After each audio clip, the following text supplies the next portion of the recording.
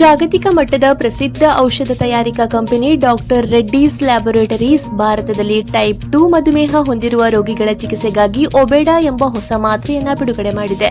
ಇದು ಬಾಯಿಯ ಮೂಲಕ ಸೇವಿಸುವ ಮಾತ್ರೆಯಾಗಿದೆ. ಟೈಪ್ 2 ಮಧುಮೇಹ ಹೊಂದಿರುವ ವಯಸ್ಕರು ಸರಿಯಾದ ಆಹಾರ ಮತ್ತು ವ್ಯಾಯಾಮದ ಜೊತೆಗೆ ಈ ಮಾತ್ರೆಯನ್ನು ಸೇವಿಸಿದರೆ ರಕ್ತದಲ್ಲಿನ ಸಕ್ಕರೆ ಮಟ್ಟವು ಅತ್ಯುತ್ತಮವಾಗಿ ನಿಯಂತ್ರಣಕ್ಕೆ ಬರುತ್ತದೆ.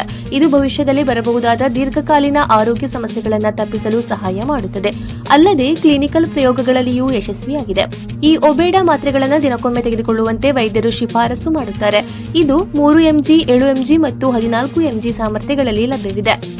1984ರಲ್ಲಿ ಸ್ಥಾಪನೆಯಾದ ಡಾಕ್ಟರ್ ರೆಡ್ಡೀಸ್ ಭಾರತದ ಹೈದರಾಬಾದ್ ಮೂಲದ ಜಾಗತಿಕ ಫಾರ್ಮಾ ಕಂಪನಿಯಾಗಿದ್ದು, ಕೈಗೆಟುಕುವ ದರದಲ್ಲಿ ನವೀನ ಔಷಧಿಗಳನ್ನು ಇದು ಒದಗಿಸುತ್ತದೆ.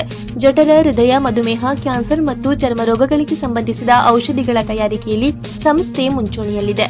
ಭಾರತದ ಜೊತೆಗೆ ಅಮೆರಿಕ, ಯುರೋಪ್, ಚೀನಾ, ಬ್ರೆಜಿಲ್ ಮತ್ತು ರಷ್ಯಾ ದೇಶಗಳಲ್ಲೂ ಕಂಪನಿ ತನ್ನ ಮಾರುಕಟ್ಟೆ ವಿಸ್ತರಿಸಿದೆ.